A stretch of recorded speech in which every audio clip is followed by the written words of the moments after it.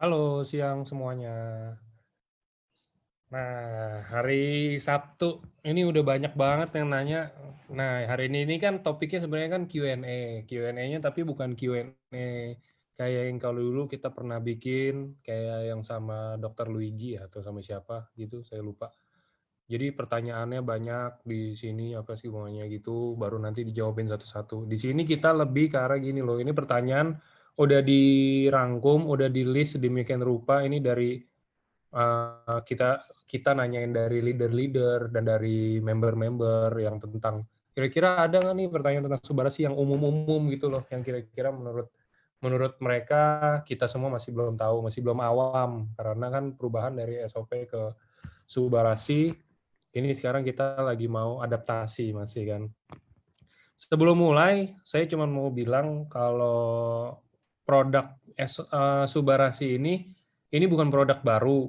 Ini nih penyempurnaan, kita bilangnya ini jadi ya SOP yang disempurnakan. Jadi kalau banyak yang nanya mungkin kok ada yang hilang, kok ini hilang, kok nggak ada paten ini.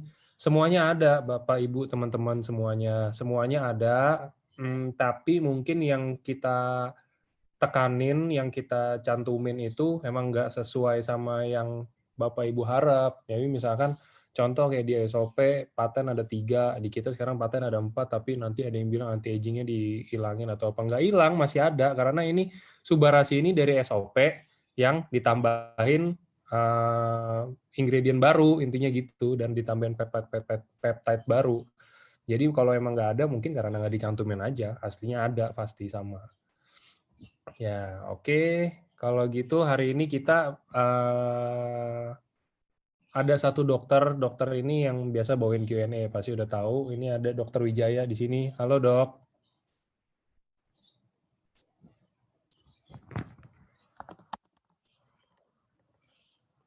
Dokter.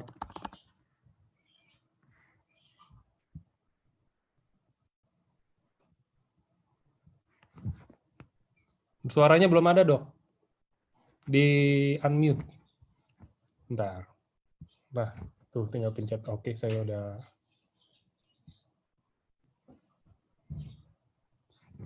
Oke, sekarang baru bisa. Ya. Selamat siang semuanya rekan-rekan seperjuangan. Siang Ya, tuh semuanya pada bilang.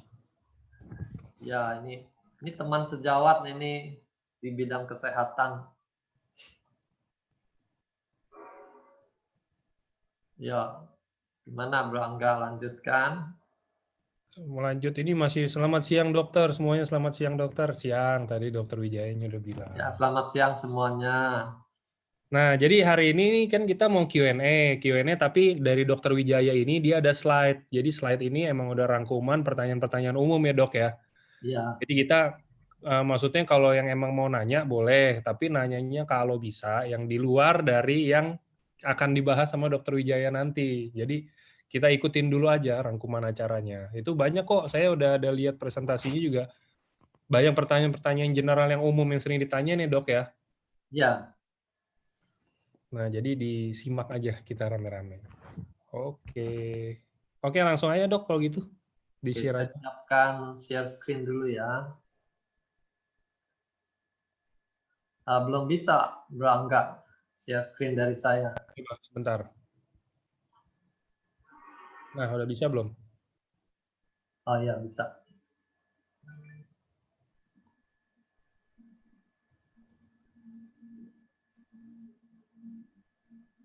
Di full screen dok. Ya,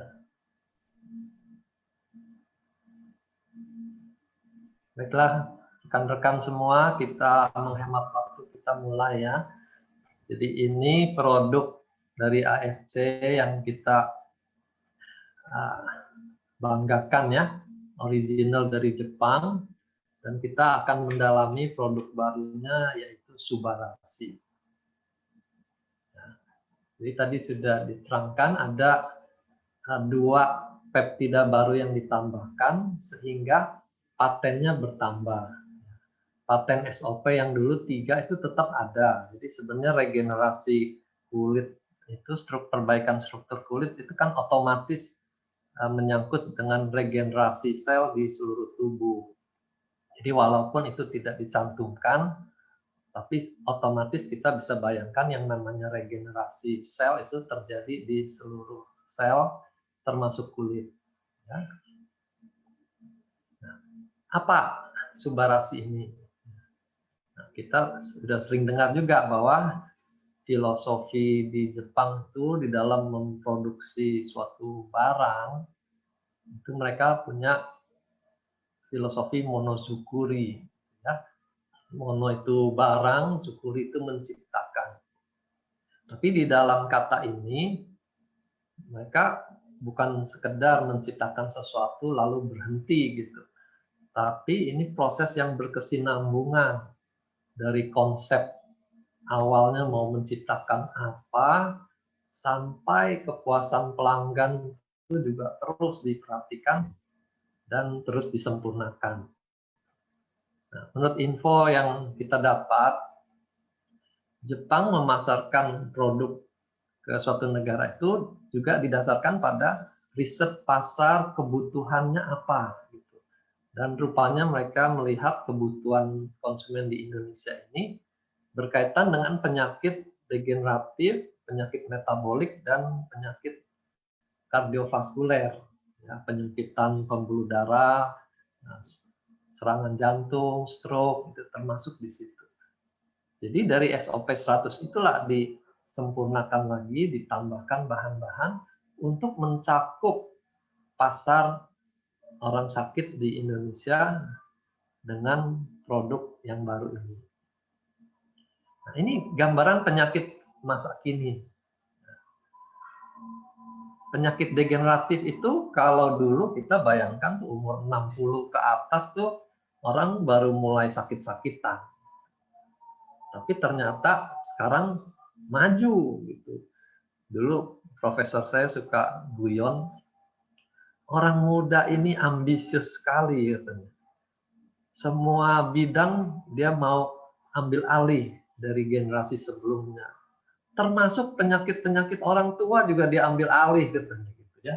Nah, itu sindiran yang patut kita renungkan ya, karena usia orang sakit sekarang makin muda. Orang stroke dulu kalau belum 45 ke atas nggak ada cerita. Tapi sekarang 35, 38 sudah kena stroke ya. Nah, penyakit degeneratif ini berkaitan dengan penyakit metabolik. Ya, sehingga dikenal juga penyakit metabolik ini sebagai faktor risiko untuk terjadinya serangan yang lebih besar seperti jantung dan stroke tadi ya. Nah, ini penyakit metabolik kita juga sudah sering ketemu. Diabetes, kencing manis ya.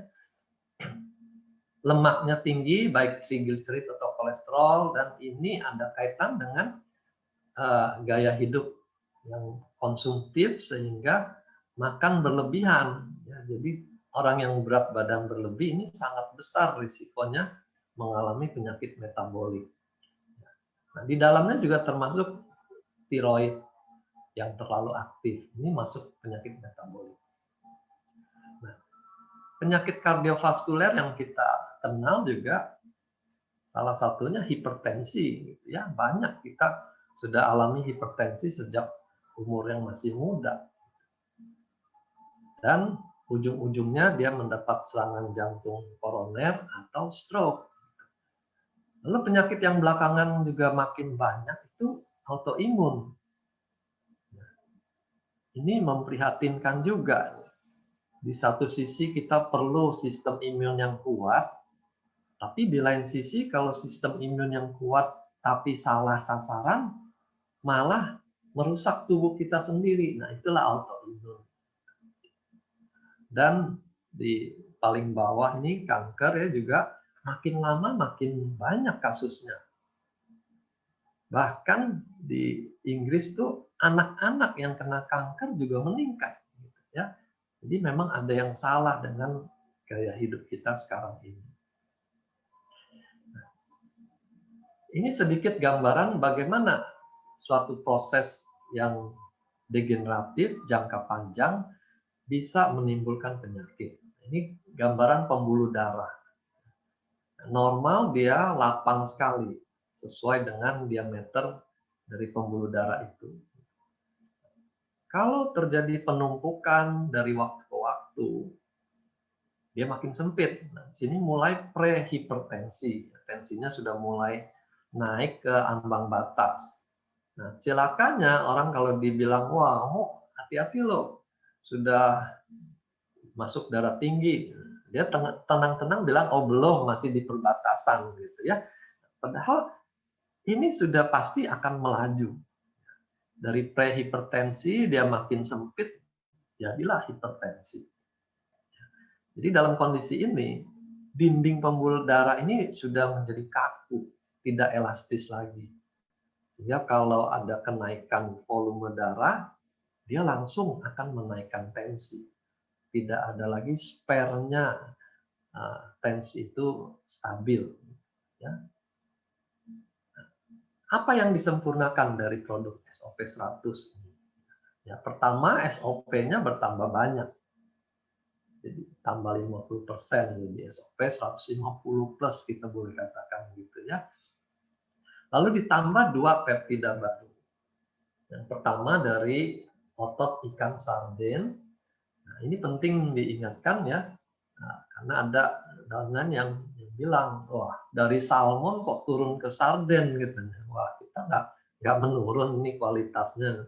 Ya itu gambaran yang aneh karena kita bukan makan ikan sarden kalengan ya, bukan dagingnya di blender lalu dikeringkan lalu dimasukkan ke dalam kantongnya Subarasi, bukan begitu. Kita mengambil peptida. Jadi ini ekstrak tingkat tinggi dari otot ikan sardin diambil peptidanya. Begitu juga dari tomat. Ada yang langsung melihat tomat tuh sudah merinding dulu. Waduh, saya alergi tomat. Gitu ya. Ya juga bukan seperti itu. Bukannya tomat diperes lalu dikeringkan masuk ke dalam sana. Ini peptidanya. Jadi ada asam amino yang diambil jadi peptida dan mempunyai fungsi yang khusus. Nah, di sini peptida yang dari sardin nanti akan berperan sebagai antihipertensi, yang dari tomat ini akan berperan sebagai anti agregasi. Gitu ya, ini dua yang di bawah. Jadi paten fungsi SOP yang 3 di atas tetap ada, walaupun tidak tercantumkan ini struktur kulit itu otomatis terjadi karena regenerasi sel juga terjadi di kulit. Nah, itu yang menghasilkan efek anti-aging-nya. Keriput jadi berkurang itu karena peran regenerasi sel. Ya. Jadi walaupun di dusnya nanti tidak ada tertulis, yakinlah bahwa itu ada di sana. Ini saya sedikit mau gambarkan terkait dengan antihipertensi. Ya. Kata antihipertensi ini tidak sama dengan yang namanya hypotensive agent. Kalau hypotensive agent itu sudah pasti kalau dimakan tensinya langsung turun gitu. Memang peranannya dia tuh menurunkan tensi. Tapi kalau kita katakan anti hipertensi itu berarti dia membantu mencegah kenaikan tekanan darah. Nah, sekarang kita mau lihat bagaimana mekanismenya. Dimulai dari renin. Renin ini dikeluarkan oleh ginjal yang sedang mengalami kekurangan suplai darah. Ya. Dia keluarkan renin, renin akan mengubah angiotensinogen di liver menjadi angiotensin 1. Nah, kemudian angiotensin 1 ini kalau diubah oleh suatu enzim yang namanya ACE, dia baru menjadi angiotensin 2 yang aktif. Aktif dalam menaikkan tensi. Ya, jadi di sini kita lihat gambaran saraf simpatis akan aktif, jantung jadi lebih cepat, pembuluh darah akan mengecil dan tensinya naik. Ya. Begitu juga rangkaian reaksi di tempat lain setelah munculnya angiotensin 2 ini. Ya. Jadi intinya kalau angiotensin 2 meningkat, tensi akan naik. Nah, produk kita nanti bekerjanya di sini, di ACE ini. Dia menghambat enzim ACE sehingga produksi angiotensin 2-nya tidak banyak. Nah, ini sudah menghambat kenaikan tensi. Tapi bukan menurunkan tensi yang normal yang ada di sini. Tapi dia mencegah keadaan yang di sebelah kanan ini. Nah, ini gambaran yang lebih rumit lagi. Jadi badan kita tuh dikenal dengan homeostasis. Jadi dia sanggup untuk mengatur dirinya sendiri. Kalau kerendahan dia naikkan, kalau ketinggian dia turunkan. Jadi ini melukiskan gambaran yang kompleks sehingga kita tidak perlu khawatir. Wah, kalau saya minum ini tensi saya bisa anjlok, saya bisa masuk rumah sakit. Badan kita tidak sebodoh itu. Ya, dia punya daya homeostasis untuk menjaga semuanya di dalam keseimbangan. Jadi produk kita ini hanya menolong mencegah terjadinya produksi angiotensin 2 yang berlebihan. Nah, disinilah muncul efek antihipertensi dari subarasi, ya, terutama yang dari peptida sardin tadi. SOP sendiri dulu kita juga sudah kenal dia mempunyai efek antihipertensi. Ya. Cuma kerjanya lebih halus. Karena SOP itu melancarkan aliran darah, otomatis badan tidak perlu menaikkan tensi karena darahnya sudah lancar, kebutuhannya tercukupi. Nah, jadi bukan seperti yang ada di subarasi ini, dia lebih aktif lagi menghambat kenaikan tensi. Ya. Bukan hanya lewat darah lebih lancar, tapi lewat kerja penghambatan enzim ini, ACE ini. Singkatan angiotensin converting enzyme. Ya. Jadi ini dihambat supaya produksi angiotensin 2 berkurang. Ya. Nah, dalam kedokteran diciptakan juga obat-obat yang bekerja di titik ini, yang menghambat ACE inhibitor. Ini produk lama, kita sudah kenal captopril, ya. Ini sudah keluar generiknya, captopril. Ini obat menurunkan tensi untuk pasien hipertensi yang tidak terlalu berat. Ya. Nah, kita kenal efek samping captopril itu sering bikin tenggorokan gatal. Jadi dia efek samping jadi batuk orangnya, batuk kering karena gatal. Ya. Nah ini yang bikin masalah kalau orang tidak tahu itu efek samping captopril, dia cari lagi obat batuk sehingga dia akhirnya makan obat jadi banyak, padahal itu terjadi karena efek samping. Nah, kita berharap dengan adanya bahan yang sama yang diambil dari ekstrak makanan, ya, peptida sardin, dia tidak menimbulkan efek samping seperti pada obat. Ya. Ini peptida yang dari tomat, dia punya efek anti-agregasi trombosit. Jadi trombosit itu bisa dalam keadaan normal, yang kita bilang tidak aktif, ya, atau bisa dalam keadaan aktif. Aduh, maaf, itu tetangga punya dogi, saya belum punya ruangan kedap suara ini, ya. Mohon maaf. Jadi trombosit ini kalau dia teraktivasi, baru dia berperan untuk melakukan penyumbatan luka-luka. Gitu, ya. Pertama dengan bentuknya berubah. Dari yang mulus, dia bisa muncul model duri-duri, sehingga mereka dengan cepat saling berkaitan satu sama lain. Ini seperti velcro untuk rambut itu, ya, dia bisa menempel karena ada duri-durinya. Nah, kemudian trombosit yang teraktivasi ini juga akan mulai menstimulasi reaksi pembekuan darah yang lainnya. Di situ ada fibrin, ya, benang-benang, lalu ada trombosit, ya, dan terjadilah gumpalan bekuan darah. Saya suka gambarkan ini seperti kita membangun tembok. Ada batu bata, ada semen, ya. Jadi trombositnya itu ibarat batu bata, lalu fibrin dan zat pembeku darah lainnya itu ibarat semennya. Dan ini kalau sudah teraktivasi, akan terbangunlah tembok untuk menutup luka itu. Ya. Nah, ini gambaran trombosit yang masih inaktif, diubah menjadi aktif, dia menjadi berduri-duri. Ya. Platelet itu nama lain dari trombosit dalam bahasa Inggris. Jadi peranan antiagregasi trombosit ini akan mengurangi kelekatan trombosit satu sama lain sehingga mereka tidak saling menempel dan otomatis darah juga jadi lebih lancar.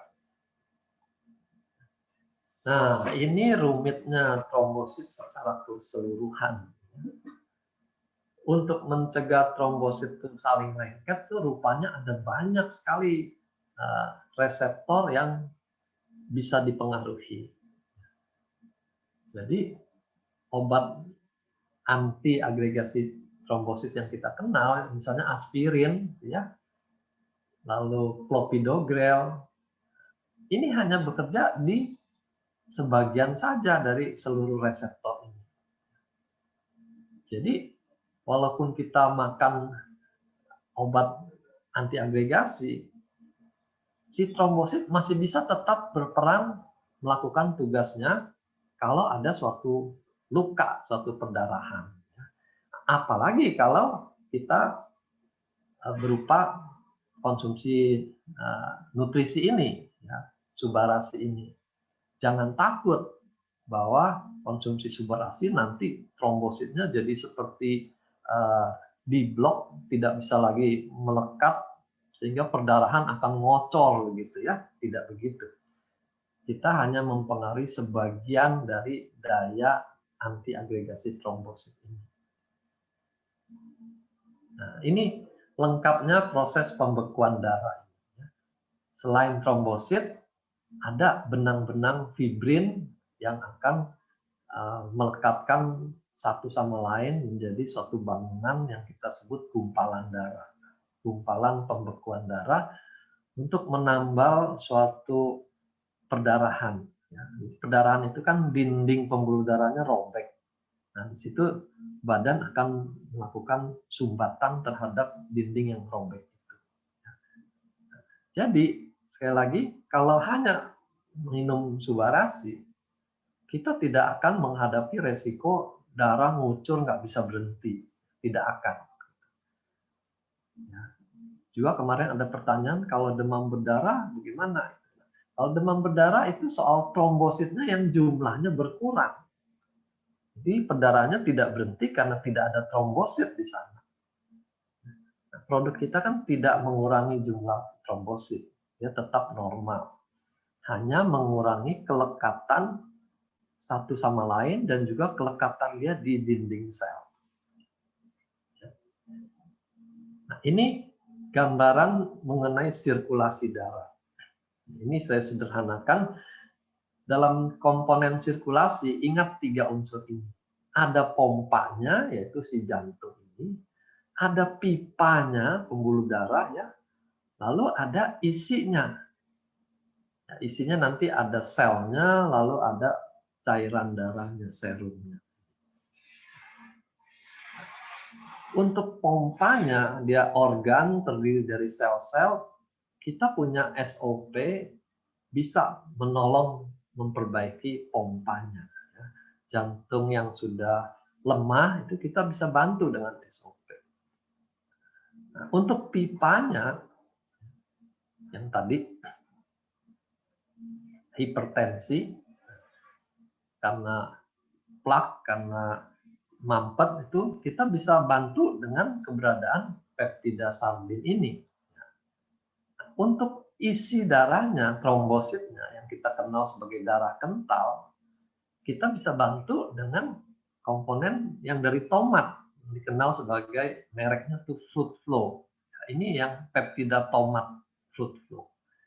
Jadi ketiga bahan inilah yang masuk ke dalam subarasi.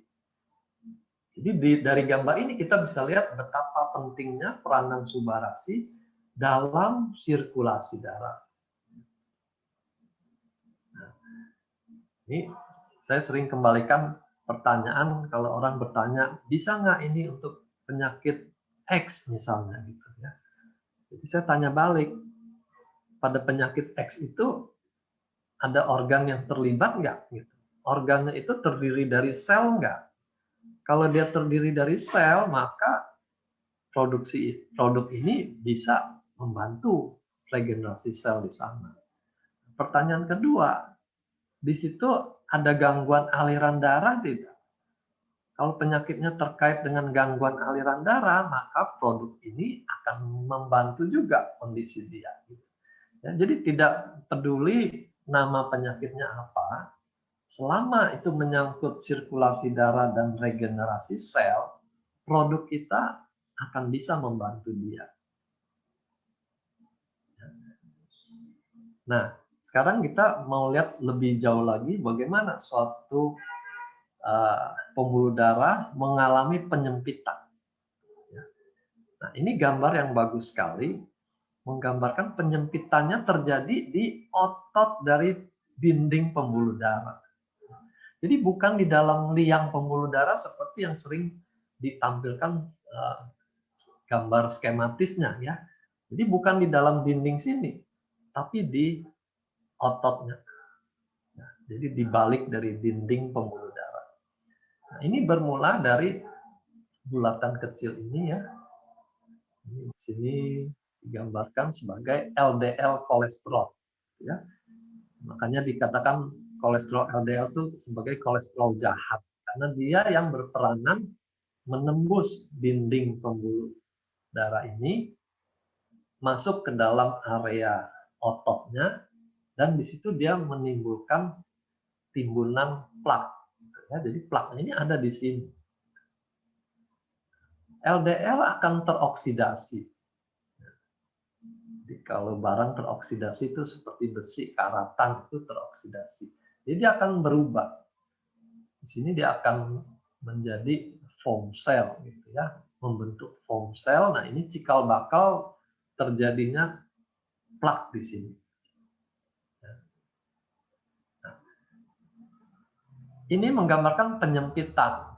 Ya, kalau dilakukan kateterisasi dibilang ini 60%, menyempitnya sudah 80% gitu ya. Nah, yang bikin problem adalah bukan diameter sisanya yang menentukan kapan seorang dapat serangan jantung. Walaupun dia masih 70%, kalau terjadi robekan plak di sini, jadi dindingnya ini robek, isi dari plak ini keluar di sini, maka dalam hitungan menit trombosit akan datang ke tempat ini dan membentuk gumpalan ini. Sisa yang 30% itu dalam beberapa menit langsung mampet total. Ya. Ini penting kita ingat. Jadi jangan tenang-tenang kalau di kateter, wah saya masih 60%, tenang-tenang. Ya, belum tentu. Setiap waktu, kalau terjadi robekan plak, bisa terjadi sumbatan yang masif, yang besar. Nah, disinilah kita pentingnya menangani semua proses ini. Turunkan kolesterolnya, berikan bahan untuk menetralisir oksidasinya, gitu ya. Dan berikan bahan yang mencegah si trombosit tuh menempel di dinding ini, sehingga dindingnya mulus terus. Ini gambaran lain. Ya. Sekali lagi, plaknya itu terbentuk di dinding, ya, bukan di dalam lumennya ini. Nah, ini lebih kelihatan. Bukan di dalam lumen, tapi di dindingnya. Dindingnya makin lama makin tebal oleh plak. Nah, ini yang dikatakan. Kalau kita kateterisasi, yang dilihat adalah sisa lubang ini. Ini penyempitan 50%. Gitu ya. Tapi kalau dia pecah, ruptur dalam waktu singkat, yang sisa ini akan tersumbat total. Nah, inilah yang kita bilang terjadi trombosis di tempat ini. Ini bahayanya kalau ada plak-plak di pembuluh darah.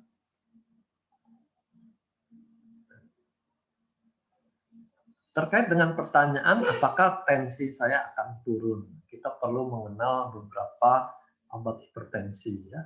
Nah, ini yang vasodilator, dia kalau diberikan pembuluh darahnya itu akan melebar. Sehingga tekanannya berkurang, tahanan perifer berkurang, otomatis tensinya turun ya. Kalau diberikan obat ini, sudah pasti tensinya akan turun. ACE inhibitor berbeda kerjanya dengan vasodilator. Dia tidak menurunkan tensi seperti vasodilator. Lalu ada lagi yang kita mungkin juga sering dengar, amlodipin. Nah, itu bekerja di sini. Dia mencegah pembuluh darah itu mengkerut karena masuknya kalsium ke dalam dinding pembuluh darah. Jadi dia menghambat. Ini juga tidak membuat tensi drop seperti halnya kalau diberikan vasodilator. Ada kelompok yang bikin urinnya keluar lebih banyak. Kalau urin keluar banyak, volume darah berkurang, tensi juga akan turun. Ya, tapi tentu ini tidak bisa diberikan jangka panjang karena badan kita punya mekanisme homeostasis tadi. Nah, jadi subarasi berpadanan dengan ACE inhibitor ini. Nah, yang tadi kita sudah singgung captopril contohnya. Nah, ini pertanyaan pertama yang muncul. Kalau orang hipotensi, bagaimana? Aman nggak makan subarasi ini? Jadi kita bisa yakinkan ini aman. Dia tidak membuat tensi menjadi turun lagi kalau dia normal. Ya. Termasuk yang hipotensi juga tidak akan dibuat menjadi lebih rendah lagi. Kalau ada penurunan tensi, ini sama seperti SOP, gitu ya. Itu karena darah jadi lebih lancar. Otomatis tensi akan turun. Karena tensi naik itu adalah mekanisme tubuh untuk mendorong darah lebih banyak masuk ke organ-organ. Ya. Itu mekanisme alamiah sebenarnya. Jadi kalau darahnya menjadi lancar, darahnya masuk lebih banyak ke organ, badan bilang tidak perlu naikkan tensi. Segini aja sudah cukup gitu ya. Jadi dia akan turun sebatas kebutuhan badan itu. Dia tidak akan turun lebih jauh lagi. Nah, orang yang hipotensi itu perlu menaikkan juga tensinya supaya dia jangan terlalu ngepas. Karena kalau dia terlalu ngepas, dia jongkok berdiri bisa gelap itu, bisa pingsan gitu ya. Jadi perlu menaikkan tensi ini dengan olahraga. Pertanyaan yang mirip tapi terkait dengan efek antiagregasi. Kalau hasil labnya dia sudah hipoagregasi, boleh nggak makan subarasi? Ya. Nah, tadi saya sudah jelaskan mekanisme antiagregasinya kan tidak berlaku total, membuat trombosit itu tidak bisa melekat sama sekali. Enggak ya, dia hanya mengurangi kelengketan yang berlebihan. Hipoagregasi pun bisa ditemukan pada makanan-makanan tertentu. Jadi kalau dikombinasi, dia tidak akan berefek berlebihan sampai darah ngocor nggak bisa berhenti, itu tidak akan. Termasuk juga kalau dia minum obat pengencer darah. Ini yang sering kita kenal kelompok ini, antiagregasi. Jadi di sini trombosit akan tetap mempunyai daya untuk menghentikan perdarahan. Tapi tentu ada efeknya. namanya kita mengurangi daya agregasinya. Jadi mungkin jadi lebih lama aja gitu, tapi dia tetap bisa berhenti. Nah, hipoagregasi ini berbeda dengan hipokoagulan. Ini istilah-istilah medis yang setiap kata itu memang bedanya banyak. Ya. Kalau hipokoagulan itu zat pembeku darahnya yang tidak ada. Nah, itu misalnya kalau penyakit itu hemofilia. Atau kalau obat itu obat yang tergolong antikoagulan seperti heparin, Simarp, gitu ya. Itu hanya diberikan kalau terjadi pembekuan darah yang berlebihan. Ya. Jadi dikombinasi antara antiagregasi dan antikoagulan. Ya. Kondisi hipokoagulan itu lebih berbahaya. Ini benar-benar perdarahan tidak berhenti kalau terjadi hipokoagulan. Jadi jangan khawatir. Kalau levelnya masih soal agregasi trombosit, kita tetap bisa menghentikan perdarahan secara normal. Ya.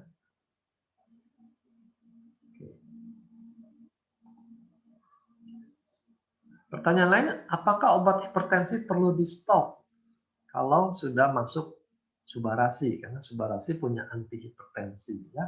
Nah, tadi saya sudah jelaskan, antihipertensi itu bukan langsung menurunkan tensi. Jadi jangan stop obat antihipertensinya. Konsumsi berbarengan. Karena mengontrol tensi dengan obat itu lebih terprediksi hasilnya.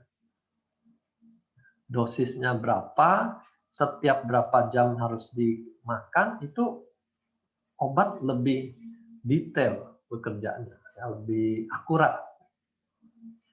Tapi kalau kita menggunakan produk nutrisi, dia nggak bisa langsung mengontrol tensi, dia perlu waktu supaya mencapai hasil yang optimal. Nah, disinilah kita jangan stop obat hipertensi. Kita izinkan produk nutraceutical ini bekerja, pelan-pelan menurunkan tensi. Nanti kalau tensinya sudah turun, baru obat hipertensinya itu disesuaikan lagi, dikurangi dosisnya. Ya. Jangan langsung di stop. Ada kelompok obat hipertensi yang sangat berbahaya kalau di stop begitu saja. Bisa terjadi yang namanya rebound effect, tuh tensinya langsung melejit tinggi, melebihi kondisi semula. Dan bisa terjadi pecah pembuluh darah karena dia stop makan obat hipertensi. Ya. Jadi bagaimana solusinya? Kalau mulai minum subarasi, ya dimonitor saja tensi hariannya.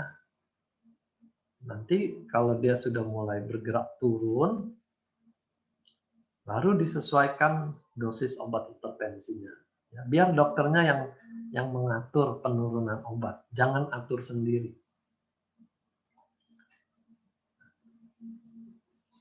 Apa manfaat untuk pasien dengan stroke? Di sini yang dimaksud tuh stroke yang tersumbat ya, yang iskemik karena sumbatan.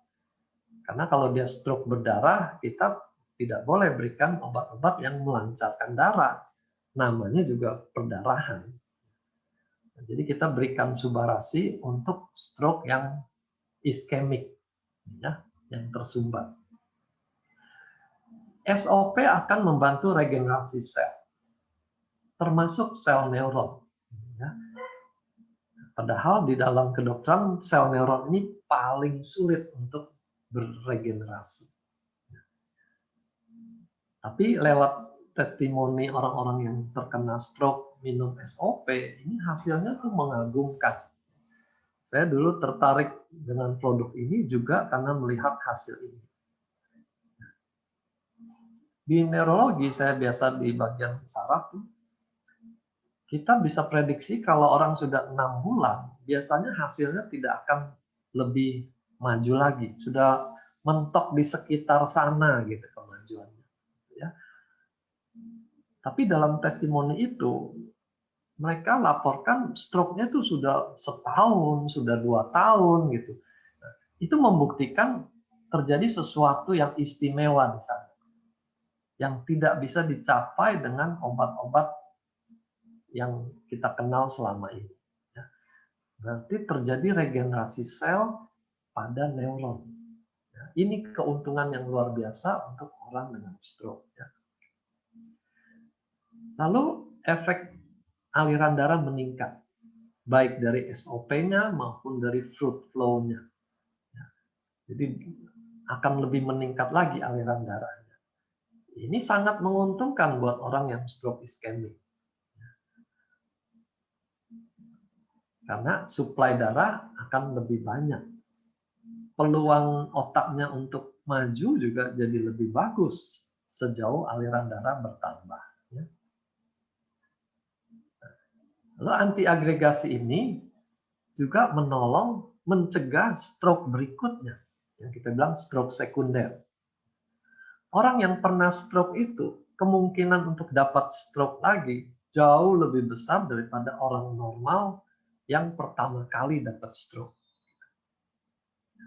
Kalau perbandingan saya ingat tuh dulu, kalau orang normal 1 dibanding 1000, orang yang pernah stroke itu 1 dibanding 40.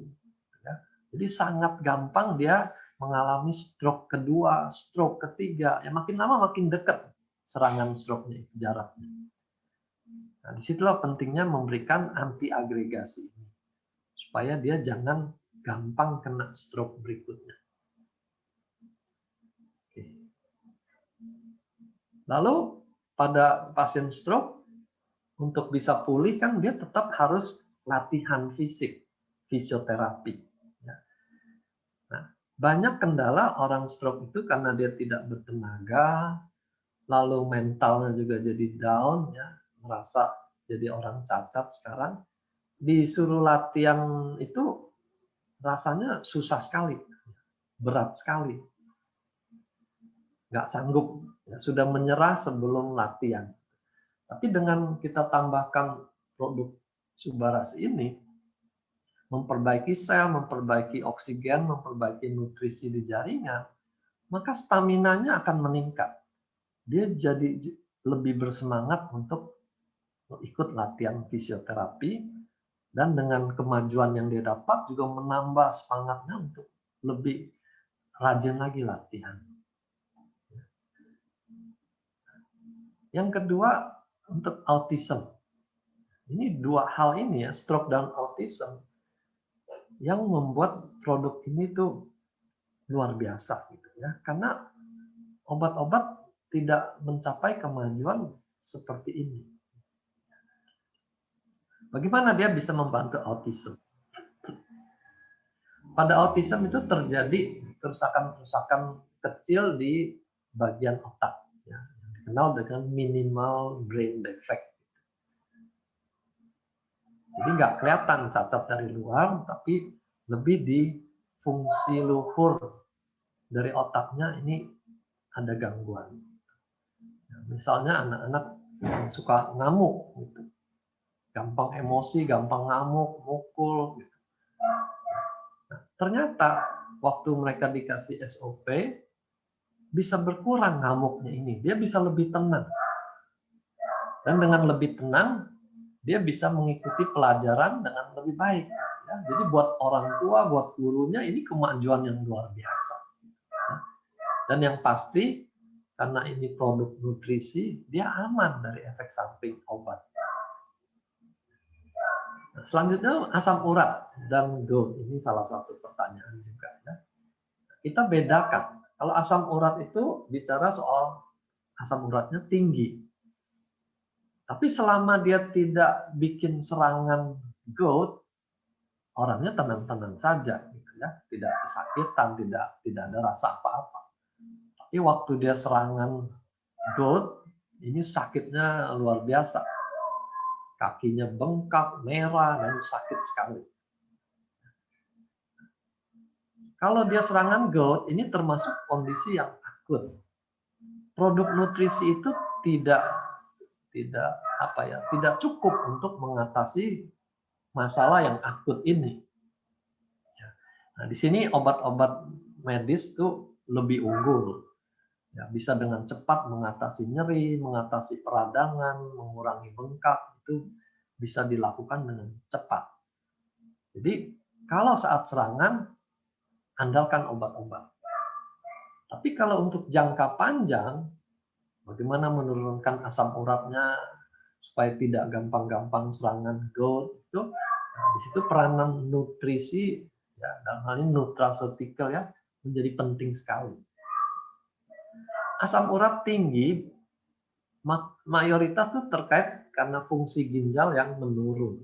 Ya. Daya buang di ginjal itu berkurang. Makanya kalau di periksa lab, asam urat itu adanya di bagian pemeriksaan fungsi ginjal. 70% ini dibuang lewat ginjal. Jadi kalau ginjalnya menurun fungsinya, mulailah terjadi penumpukan asam urat di dalam darah. Asam urat yang tinggi ini akan menimbulkan endapan di saringan ginjal dan pelan-pelan akan merusak ginjal. Jadi ini lingkaran setan. Ginjal rusak bikin asam urat tinggi makin merusak ginjal. Ya. Nah, jadi disinilah jangan kita tenang-tenang kalau melihat asam urat tuh mulai naik. Ya. Jangan tunggu lewat batas baru kita heboh. Jangan. Apalagi tunggu serangan artritis baru heboh. Kita sudah terlambat banyak. Begitu dia mulai naik dari lab yang sebelumnya, lakukan perbaikan. Nah, gimana peranan SOP? Dia bisa meregenerasi organ ginjal. Dia bisa meregenerasi permukaan sendi yang rusak itu. Nah, tentu ya, kita harus perhatikan juga keparahannya. Kalau sudah parah, kita baru mulai, tentu hasilnya jadi minim. Tapi kalau kita masih dini, kita sudah mulai perbaikan, hasilnya tentu akan lebih maksimal. Ya. Dan jangan lupa, perhatikan diet untuk asam urat ini. Saya ingat ada satu profesor gizi yang menyederhanakan soal diet itu dengan akronim benjol ini.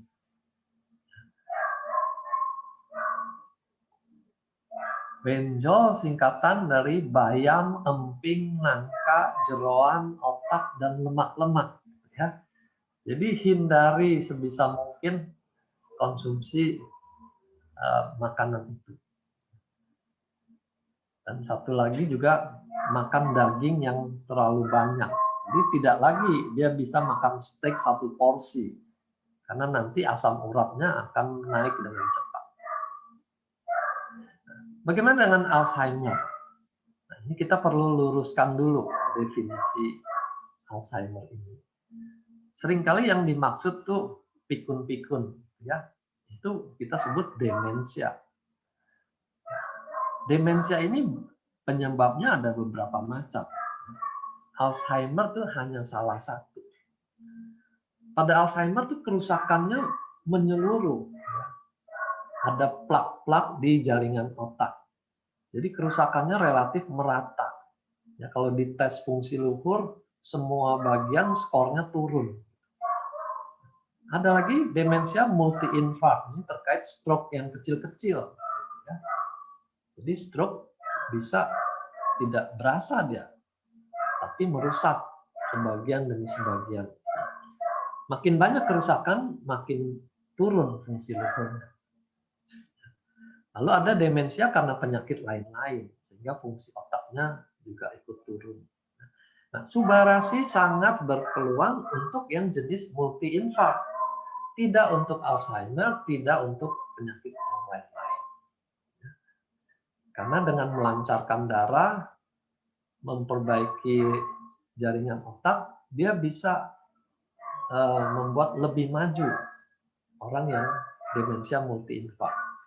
Tapi sekali lagi, jangan terlalu terlambat. Kalau kerusakannya sudah banyak, tentu kita tidak bisa harapkan majunya sama seperti yang baru mulai.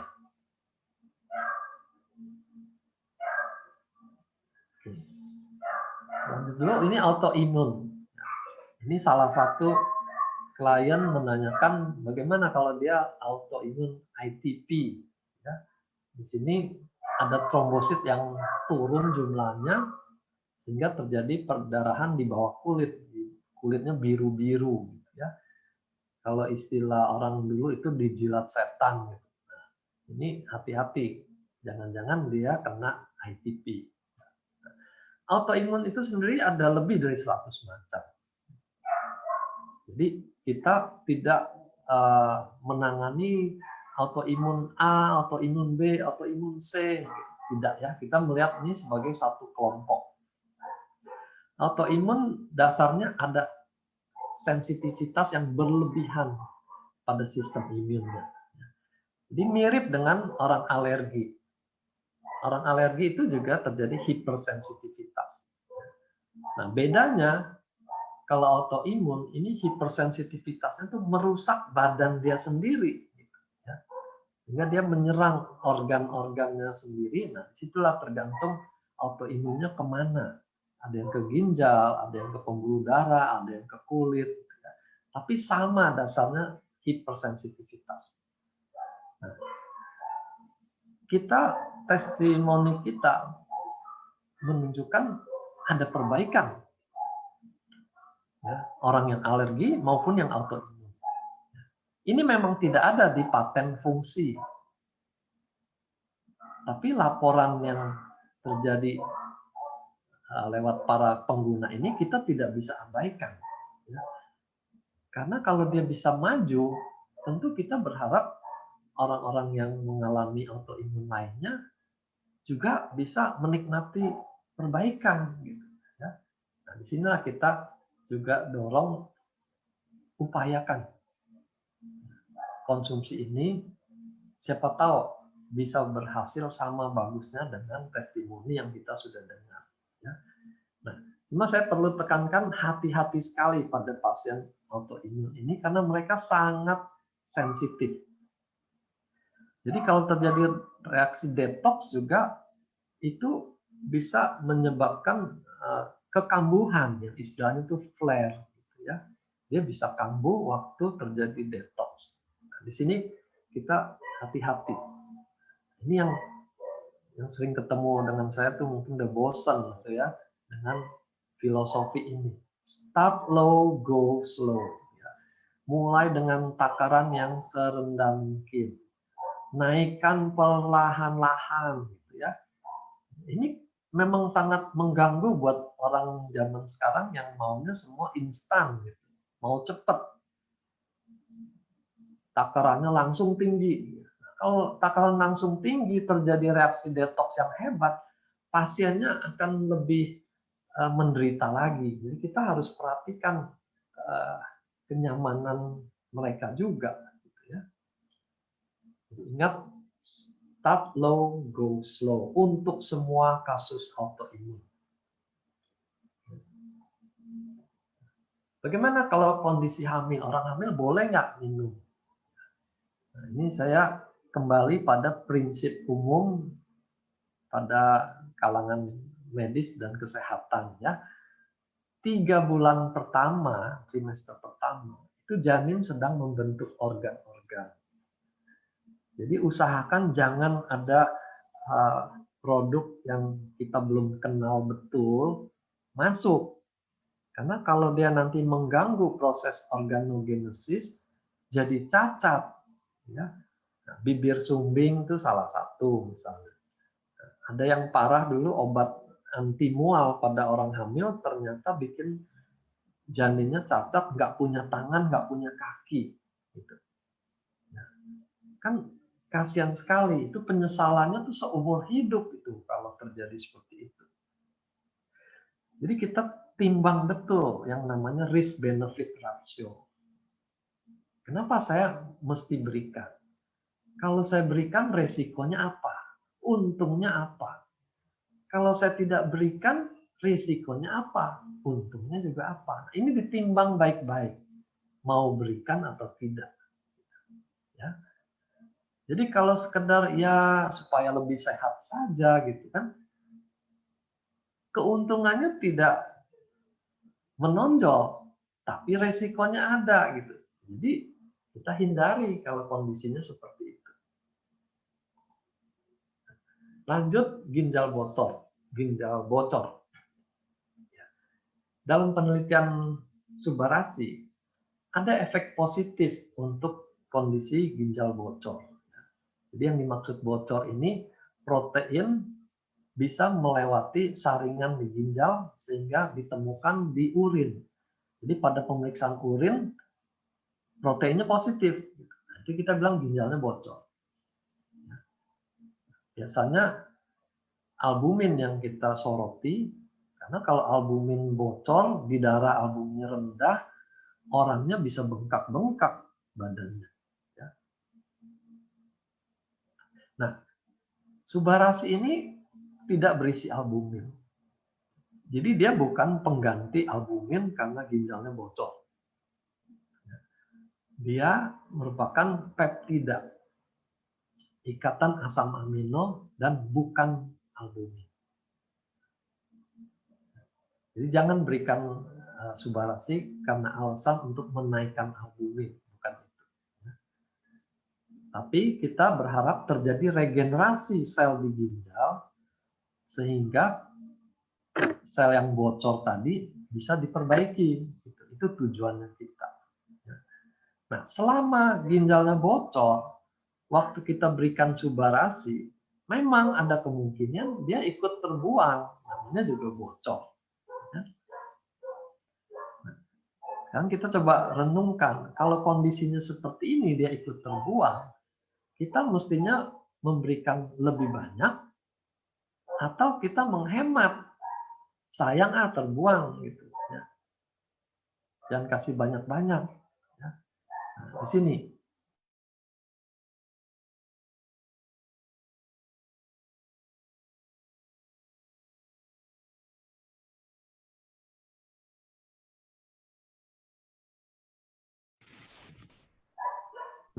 kita mengejar suatu renovasi organ.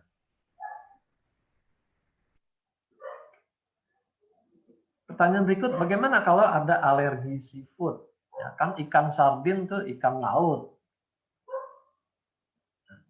Nah, di sini kita juga mesti bedakan. Yang namanya alergenik, makanan yang bisa menimbulkan alergi itu pada umumnya itu molekul protein yang besar. Makin kecil ukuran molekulnya, apalagi seperti asam amino, ini udah yang paling kecil dari protein itu. Resiko alergi ini akan berkurang. Tapi kita tidak bisa bilang tidak mungkin. Kemungkinan alergi itu tetap ada. Apalagi kalau orangnya memang sangat hipersensitif. Kita ada klien yang autoimun, dia hanya makan setengah saset aja, bibirnya bengkak. Jadi hati-hati sekali. Lalu peptida sekali lagi tidak sama dengan ikan sardin yang diekstrak lalu dijadikan makanan. Ya, ini teknologi tinggi untuk mengambil peptidanya saja. Jadi udah berbeda dengan produk aslinya. Tapi bagaimanapun kita tetap waspada. Alergi itu tidak enak, bahkan bisa berbahaya kalau dia menyumbat saluran nafas. Jadi kita mulai konsumsi dengan takaran seminimal mungkin. Ya, bisa setengah-setengah kita coba. Lalu siapkan obat anti alerginya. Kalau bisa terjadi dia minumnya siang, alerginya malam misalnya. Kan kalau cari obat tengah malam kan repot. Lalu tiroid. Ya. Saya punya tiroid. Nah, ini kadang-kadang orang awam tuh hanya bilang saya punya tiroid. Ya semua orang kalau dia nggak dioperasi juga punya tiroid. Gitu. Nah, masalahnya apa tiroidnya? Bisa dia hipotiroid, bisa dia kelenjarnya yang membesar tapi tiroid kadar hormon tiroidnya normal, gitu.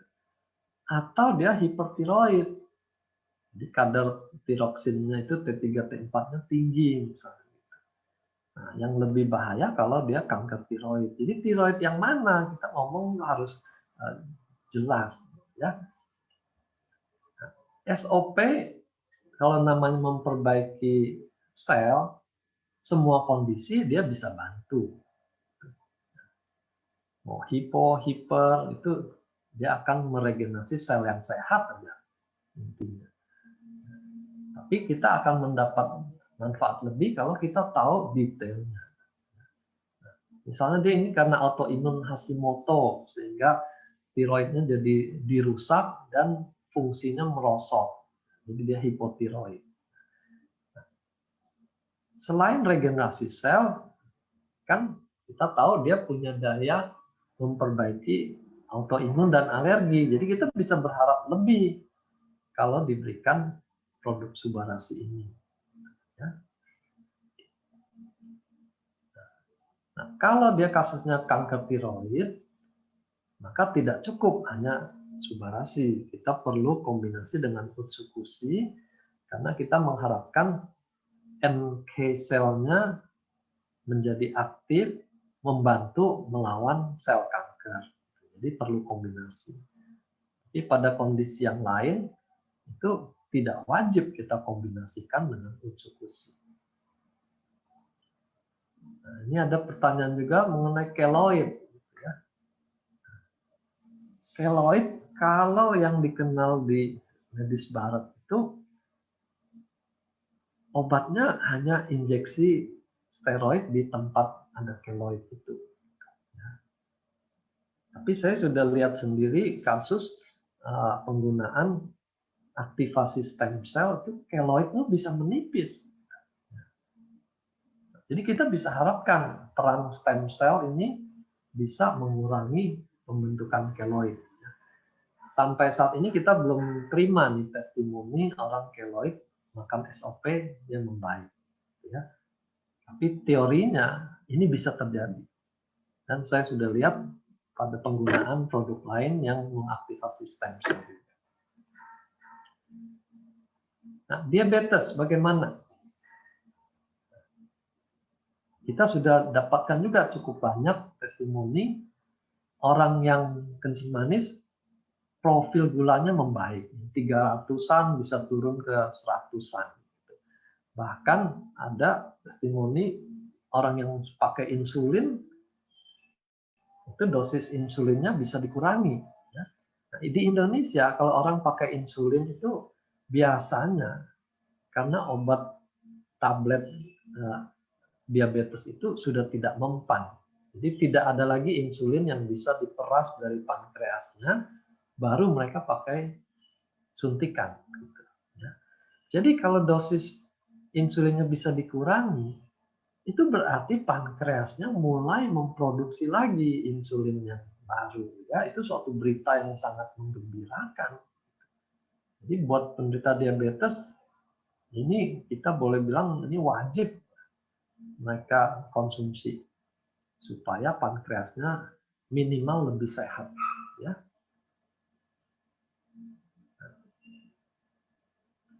Lalu peranan aliran darah pada kencing manis, ini juga sangat erat hubungannya. Kita tahu pasien kencing manis pembuluh darahnya itu sudah nggak mulus lagi, ya, banyak plak-plak, banyak peradangan sana sini, dan itu sangat memudahkan trombosit lengket dan makin menyempitkan pembuluh darahnya. Jadi di sini perlu kehadiran antiagregasi trombosit. Jadi Subarasi punya kelebihan dibanding SOP pada pasien diabetes, aliran darah itu akan lebih baik. Jadi resiko orang diamputasi juga akan lebih kecil kalau aliran darahnya lancar. Ya. Lalu diabetes juga erat kaitannya dengan hipertensi, karena pembuluh darah tadi banyak yang mampet-mampet, otomatis tensinya naik. Tensi naik akan bikin stroke, serangan jantung. Jadi kombinasi diabetes dengan hipertensi ini kombinasi yang sangat buruk. Kemungkinan kena stroke dan serangan jantung itu jauh lebih besar daripada mereka berdiri sendiri. Lalu kanker, radiasi, dan kemo. Tadi kita sudah singgung kalau kanker kita perlu dua macam. Subarashi dan Utsukushi. Yang SOP-nya untuk mendukung sel sehat, Utsukushi-nya untuk memerangi kankernya. Nah, kondisi tambahan pada pasien kanker ini, trombositnya juga lebih gampang lengket satu sama lain. Sehingga lebih sering terjadi sumbatan di vena-vena dalam. Kakinya mendadak bengkak, sakit itu karena aliran darah di tungkai itu tidak bisa kembali ke atas. Venanya tersumbat. Jadi keberadaan Subarashi bisa membantu mencegah terjadinya deep vein thrombosis ini. Selain tadi melancarkan darah, meregenerasi sel. Juga untuk kondisi umum, dengan melancarkan darah, dia membawa oksigen dan nutrisi lebih baik. Ini akan menyokong sel sehat untuk melawan sel kanker tetangganya itu. Jadi mereka berdua itu saling berperang, sel kanker dengan sel sehat di tetangganya. Sel kanker akan berusaha melemahkan sel sehat di sekitarnya supaya dia bisa ekspansi dengan lebih leluasa. Bagaimana kalau orang mau operasi? Kita lihat pada kasus lain, omega 3 misalnya. Omega 3 itu juga dikenal punya efek antiagregasi. Tapi sudah terbukti bahwa dia tidak sampai mengganggu resiko perdarahan. Tadi saya sudah singgung ya, ada antiagregasi trombosit, tapi tidak bikin masa perdarahannya itu jadi memanjang. Jadi pada omega 3 mereka berani mengeluarkan tidak harus dihentikan menjelang operasi. Nah, Subarashi termasuk di kelompok makanan ini juga. Jadi dia tidak mengganggu proses pembekuan darah yang normal. Tapi kalau kita mau lebih hati-hati lagi, karena pada saat operasi itu kan banyak darah keluar. Kalau bisa dihemat perdarahannya, tentu sangat menguntungkan buat pasien itu. Jadi balik ke risk-benefit ratio. Kenapa saya harus paksakan minum kalau dia menjelang operasi? Nanti kalau perdarahannya jadi lebih lama, darah keluar lebih banyak, waktu operasi juga jadi lebih panjang. Kan kasihan juga, gitu ya. Jadi daripada kita menimbulkan efek merugikan, sebaiknya kita ikuti pedoman umum ya, 3 kali 24 jam, jangan Anda masuk bahan-bahan yang bisa mengganggu soal pembekuan darah ini. Nah, ini prinsip pada obat-obat seperti Aspilet itu. Mau cabut gigi, mau operasi, disarankan 3 hari jangan konsumsi obat-obat itu. Gitu ya. Jadi ini bukan larangan, ya. Ini hanya jaga-jaga. Prinsip risk-benefit ratio. Kalau saya stop 3 hari, toh tidak ada ruginya. Gitu ya. Lalu balik ke anak-anak. Boleh nggak anak-anak ikut konsumsi? Sama jawabannya seperti SOP. Anak-anak itu tidak perlu, karena sistem perbaikan sel mereka masih bagus. Stem cell-nya masih, stoknya masih banyak. Nah, kecuali ada kebutuhan. Misalnya anaknya kecelakaan, tentu di situ ada kerusakan sel yang lebih banyak dari kondisi normal. Atau gangguan tumbuh kembang seperti anak autis tadi, gitu ya. Nah, di sini kita berikan juga. Nah, kalau bisa lebih maju, kenapa tidak? Gitu ya, kita berikan. Nah, bagaimana takarannya? Ya, kita perkiraan saja. Ini pedoman umum dalam pemberian obat itu ya. Balita, anak-anak, dan dewasa. Jadi takarannya kita bedakan di 3 kelompok itu. Kalau dewasa 2 kali 1, maka anak-anak 2 kali setengah. Balita separohnya lagi 1 kali. Gitu ya. Jadi ini hanya ancer-ancer perkiraan saja. Ini saya tempatkan di slide terakhir. Walaupun pertanyaannya terus muncul yang sama. Subarasi atau dulu SOP ya, SOP atau Utsukushi, pilih yang mana? Aduh, capek juga ini kalau pertanyaannya masih seputar ini. Jadi ingat prinsipnya. SOP atau Subarasi ini untuk regenerasi sel. Utsukushi terutama untuk meningkatkan sistem imun. Berarti urusan infeksi, urusan tumor, itu bagiannya Utsukushi.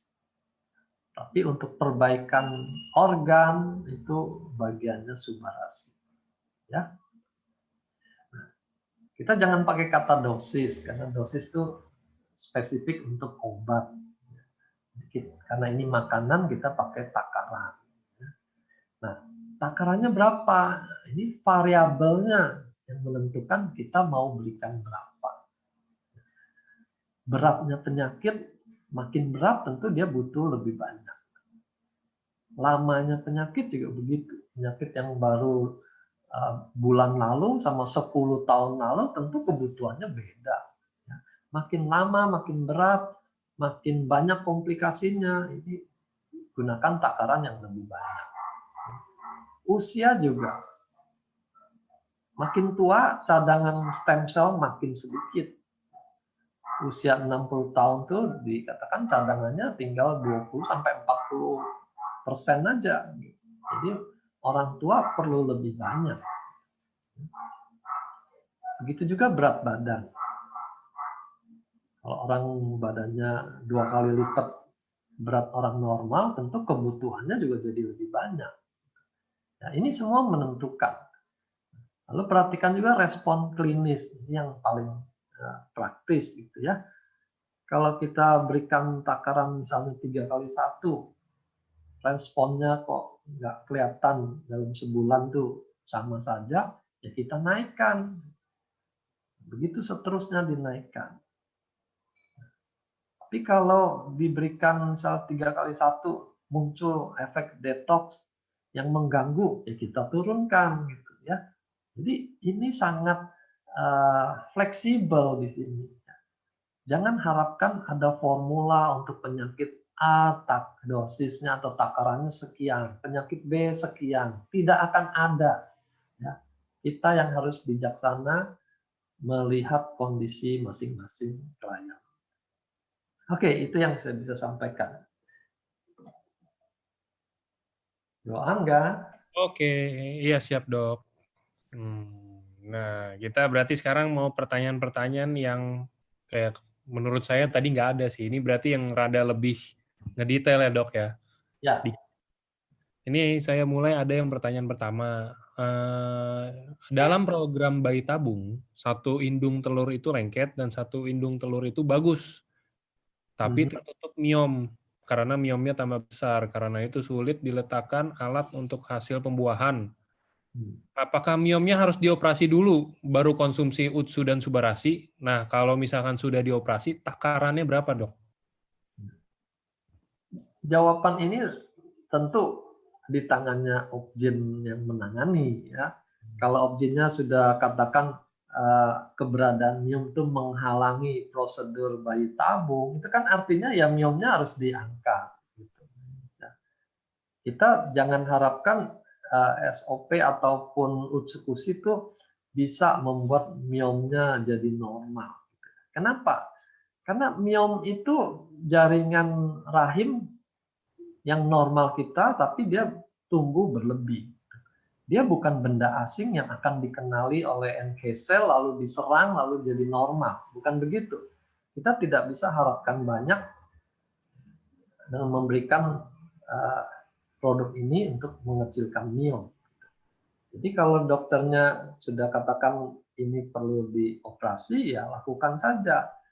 Nanti sesudah operasi, peran SOP untuk meregenerasi selnya sehingga dia lebih cepat pulihnya. Takaran ya kembali seperti tadi. Ini pertanyaan klasik mengharapkan satu jawaban formula. Lihat umurnya. Kalau standar 2x1 itu sudah mencukupi. Oke. Kalau ini ada teman saya ada yang sakit sistitis dan CVID. Apakah Sistitis. apakah Subarasi dan Utsukushi bisa membantu dan berapa saset? Ya, ini sama sih pertanyaannya kayak yang tadi. Sebenarnya kalau bisa, kalau yang tanya harus disertai umur juga ya dok ya. Iya. Mau dibantu takarannya juga lebih enak kita misalkan ininya. Kalau ini dia nggak kasih tahu umur sih, terus dia nanya berapa saset minumnya. Sistitis itu peradangan di kandung kemih. Hmm. Nah, kalau radang itu menyangkut suatu infeksi, maka kedokteran barat tuh lebih unggul karena ada antibiotik. Oke. Jadi kalau kasusnya dia kesakitan, buang air kecil kesakitan, panas, perih, mengganggu sekali, ya dia carilah pengobatan dari dokternya. Nah, tapi kalau sistitisnya ini kronis, bolak-balik dia gampang infeksi, lalu kita berpikir ini jangan-jangan daya tahannya memang lemah, daya tempur leukositnya lemah, sehingga dia gampang terinfeksi gitu. Nah, situ ada peranannya SOP atau Utsukushi untuk memperbaiki kerusakan sel karena radang kronis itu dan juga memperbaiki daya tempur leukositnya melawan kuman yang masuk. Ya. Jadi jangan lupa juga soal kebiasaan yang salah yang membuat dia gampang infeksi. Nah, misalnya sering nahan kencing, gitu. Itu juga mempermudah dia infeksi. Kebiasaan itu harus dia perbaiki. Oke. Terus Oke. yang satu lagi saya kurang jelas, CVID itu apa? CVID. CVID ini nggak tahu, asal jangan bukan COVID kali ini CVID. Oke. Nah, ini sekarang saya ada dibantuin. Ini ada yang dari Facebook. Ada yang dari Facebook.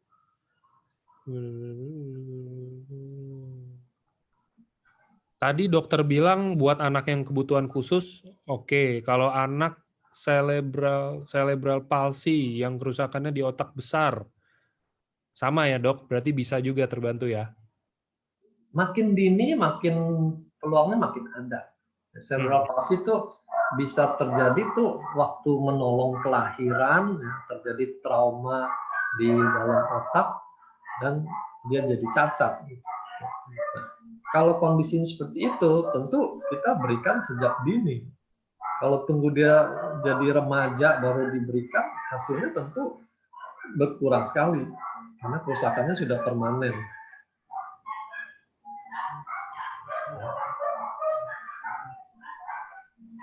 Cirrhosis hati dan ginjal berpasir. Waduh, ini dok mau tanya kalau ini mungkin lebih ke arah Utsukushi utamanya. Dok mau tanya kalau untuk sirosis hati dan ginjal berpasir, dosis apa bukan dosis lah ini saya ini bagus kombinasi dua-duanya takaran berapa dok? Harusnya tanya ginjal berpasir. Sirosis hati itu ya, itu kerusakan jangka panjang juga. Penyebabnya macam-macam. Bisa infeksi kronis, bisa karena alkohol. Kita kalau berikan SOP pun itu terbatas mempertahankan yang sehatnya itu tidak ikut tambah rusak. Tapi kondisi yang sudah sirosisnya kita tidak berani janjikan akan maju pulih seperti level yang normal itu kita nggak berani janji sama sekali ya. Jadi minimal dia menjaga fungsi liver yang ada sekarang itu tetap bagus. Begitu juga ginjal. Kalau ginjal berpasir, jangan berpikir SOP akan membersihkan pasirnya. Ini bukan begitu. Sama seperti kasus batu gitu. SOP bisa nggak menghancurkan batu ginjal? Ini bukan tugasnya. Tugas dia hanya memperbaiki sel yang rusak. Nah, kalau soal pasir jadi batu, itu ya dicari kenapa. Kenapa sampai ada endapan? Apa minumnya itu kurang? atau asam uratnya tinggi karena dia makannya tidak dijaga misalnya gitu ya. Nah, itu hal yang harus diperbaiki. Jangan semuanya ditumpahkan pada khasiat SOP, itu terlalu sekali. Gaya hidup itu menentukan nasibnya dia. Oke. Oke, ini tentang vertigo. Kalau kena vertigo, dok, dan sudah beberapa kali harus opname. Nah, yang bersangkutan ini wanita umur 52 tahun. Bagusnya kalau mau dikasih subarasi dan usukusi, takarannya berapa? Vertigo itu kita kenal dua macam. Vertigo sentral itu masalahnya di otak, pusat keseimbangan yang ada di otak. Vertigo perifer itu di telinga itu bagiannya THT. Itu ada kristal yang terlepas yang bikin dia serangan vertigo. Subarasi terkait dengan memperbaiki aliran darah itu lebih cocok untuk yang vertigo sentral. Vertigo sentral itu biasanya tidak berat. Dia hanya rasa ada sempoyongan, rasa melayang, rasa seperti naik lift. Gitu. Itu bisa diperbaiki. Tapi kalau vertigonya hebat sampai muntah-muntah, harus opname, itu bagian THT. Jadi penyakit yang akut itu pengobatan medis barat tuh lebih unggul. Oke. Oke, nih ada pertanyaan yang menarik yang ini nih. Dok, apa minum subarasi dijamin tidak akan hipertensi untuk selamanya? Dan kalau sudah minum subarasi, apa tetap minum obat dokter? Kalau misalkan minum subarasi tapi setiap hari makan nasi padang paru, ya mau hipertensi juga pasti. Obat mana sih yang ada jaminan? Ya, nggak mungkin, karena ya tadi saya singgung juga, gaya hidup itu menentukan nasibnya seseorang. Jadi bukan soal obat mana yang paten, yang terjamin. Nah, kalau gaya hidupnya kacau, mana ada obat yang mempan. Tapi kalau kombinasi boleh kan ya dok sama obat dokter? Itu pada awalnya harus, dia jangan pikir untuk stop obat pada startnya. Karena obat hipertensi itu lebih terkontrol untuk mencapai target tertentu. Dia tinggal atur dosisnya atau kombinasi dengan obat lain, targetnya tercapai. Tapi kalau dia dengan nutrisi begini, dia tidak seakurat pakai obat. Apalagi kalau minumnya itu tidak rutin, gitu, ya, seingatnya saja, atau kalau lagi ada stok, gitu, kan lebih berbahaya. Mendingan dia makan obat tapi terkontrol daripada minum suplemen aman tapi tidak terjamin suplainya.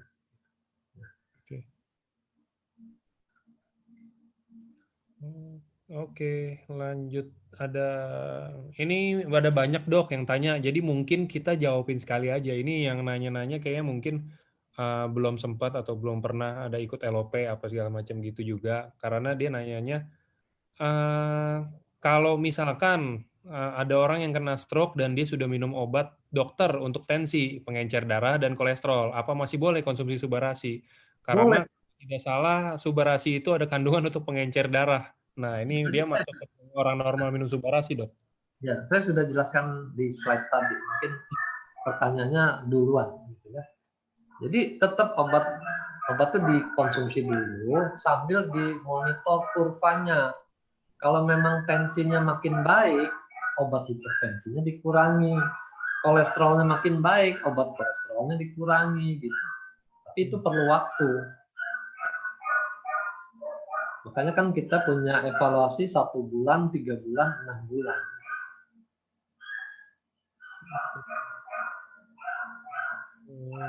Sakit tulang belakang.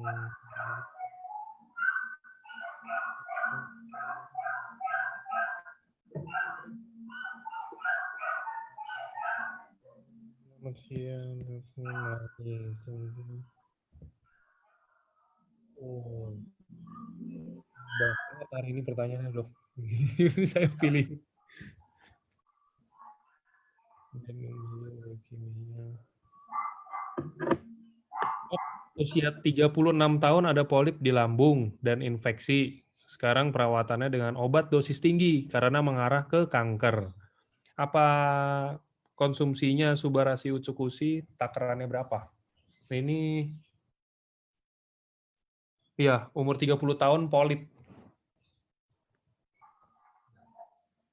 Kalau polip dia masih bisa angkat, itu diangkat. Karena memang polip itu jangka panjang dia bisa berubah menjadi kanker. Tapi kalau dia sudah kanker ya prosedur pengobatan medis barat tuh diharapkan lebih efektif ya. Itu kan uji cobanya lebih ketat kalau untuk obat kanker. Cuma nanti bicara dengan dokternya peluangnya bagaimana. Kalau memang peluangnya bagus bisa sembuh total ya lakukan, jangan ragu. Nah, soal efek samping dari pengobatan kankernya kita bisa backup dengan nutrisi ini. Yang tadi saya sudah singgung kerusakan-kerusakan akibat racun kemo kita bisa backup dengan daya regenerasi ini. Jadi jangan perlakukan produk ini sebagai alternatif. Perlakukan sebagai backup system. Sebagai tim yang sinergi dengan pengobatan yang lain-lain. Oke,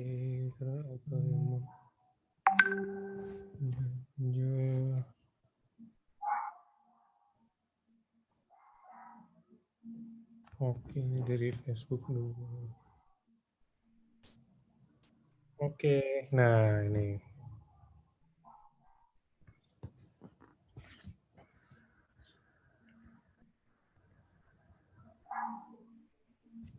Waduh.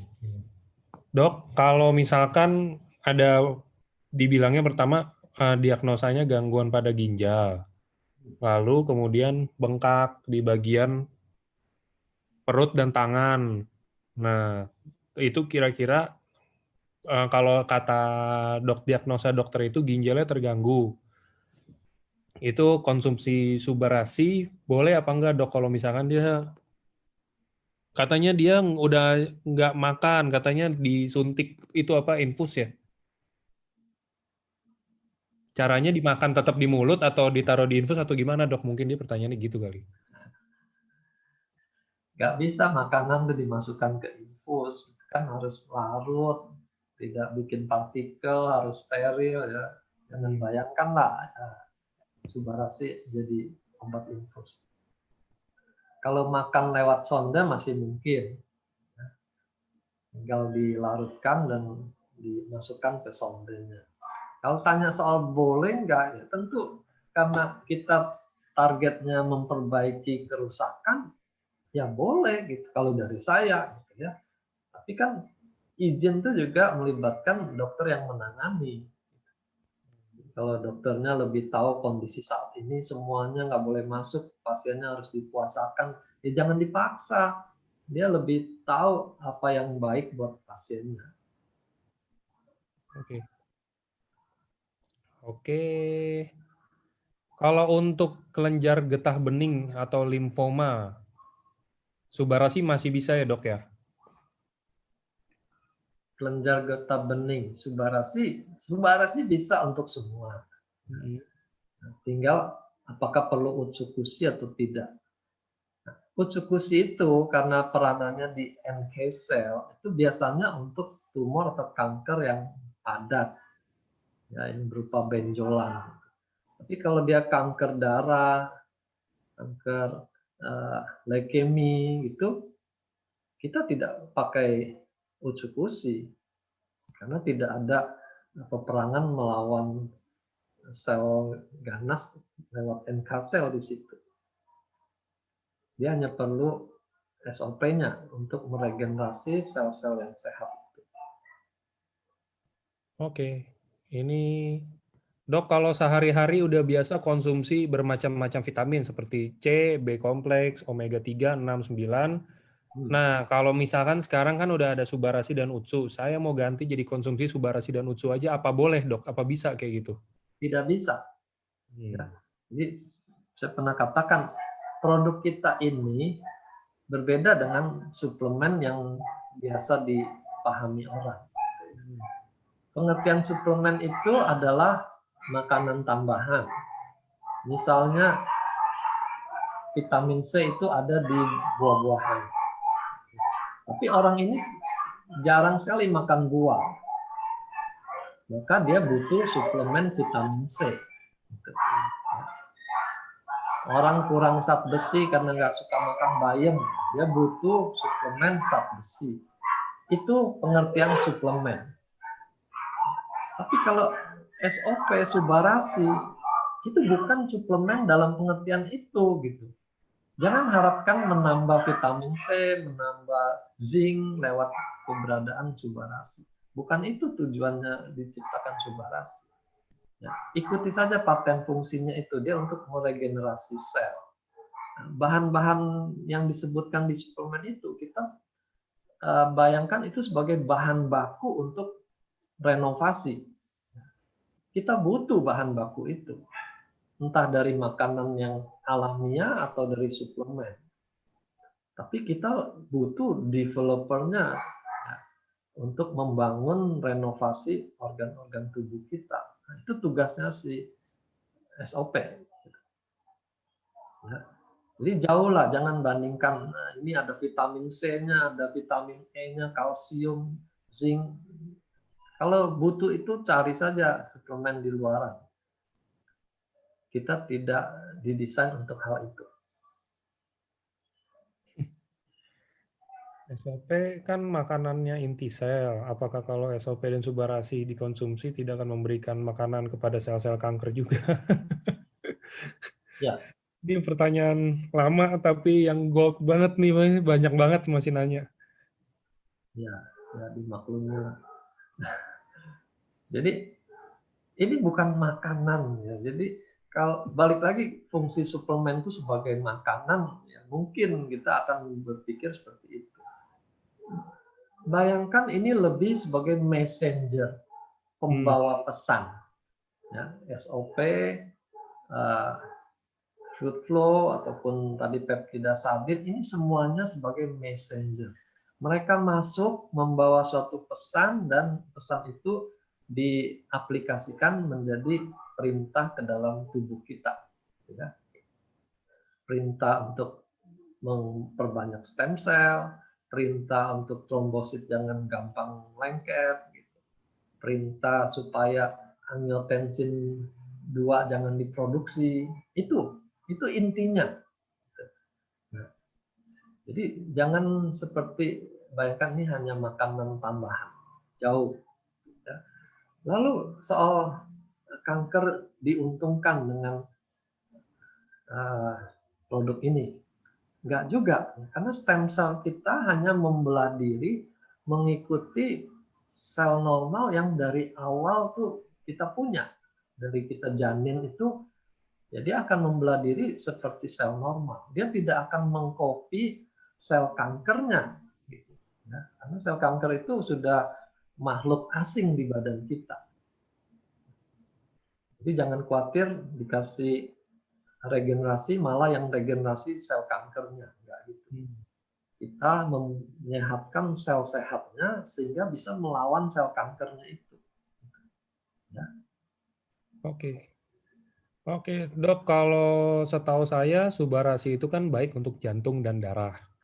Nah, sekarang pertanyaannya kalau ada anak umur 7 tahun tapi punya penyakit jantung bawaan, kira-kira masih bisa kebantu nggak sih, Dok? Jantung bawaan biasanya tuh bocor misalnya.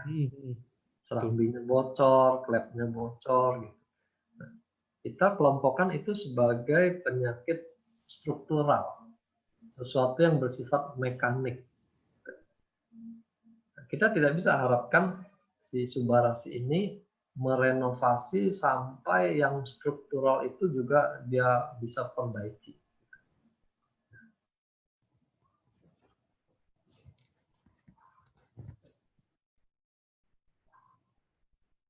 Halo, Dok.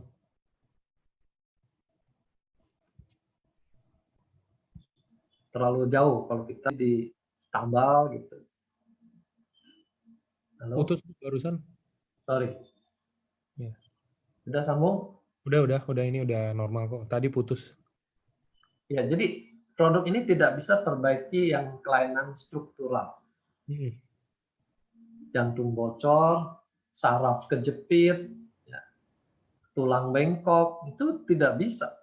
Itu out of context dari perbaikan fungsi yang bisa dilakukan oleh SOP ini. Ya, tapi kalau habis operasi diberikan, itu tentu pemulihannya akan menjadi lebih sempurna dibandingkan kita tidak berikan apa-apa. Oke.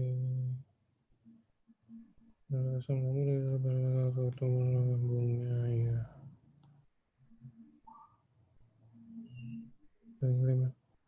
Iya emang kalau buat saraf kejepit nggak bisa kan emang dok ya. Kalau saraf Ya, kejepit tetap harus ini gak dicek dokter juga sih itu harusnya.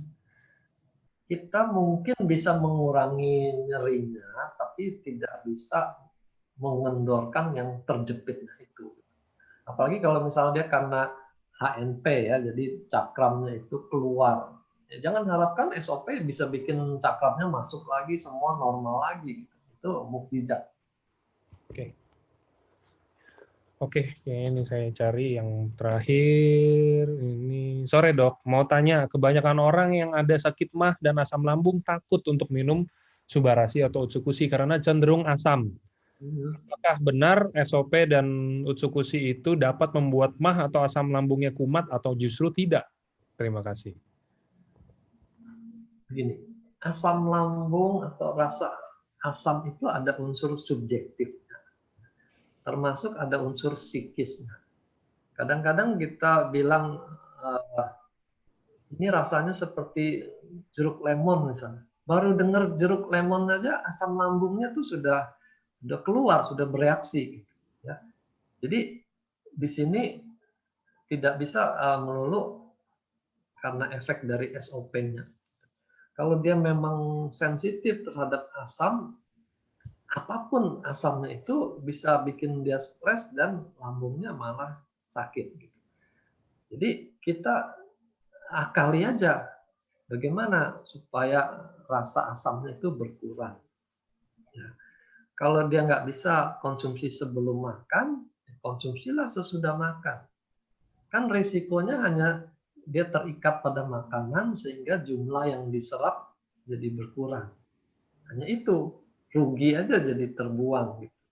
Tapi terbuangnya juga tidak akan banyak. Karena dengan ukuran yang kecil, absorpsi di sepanjang saluran cerna itu tetap berlangsung cukup banyak. Ya. Jadi berikan sesudah makan. Kalau masih rasanya terlalu banyak juga satu porsi, ya dipecah-pecah. Jangan makan sekaligus satu saset, setengah saset. Gitu. Bisa juga dia kalau perut kosong dia campurkan dengan madu misalnya atau dengan jus buah. Jadi menghilangkan kesan sebagai zat tunggal yang mengganggu lambung. Saya coba campurkan dengan air kelapa muda, itu rasanya lebih soft. Ya, rasa asamnya itu nggak begitu ketara. Dicoba saja. Oke. Oke, kayaknya udah sih dok. Ini pertanyaannya rata-rata yang umum, yang mungkin ya kayak yang kalau luka boleh nggak minum SOP yang kayak gitu-gitu sih.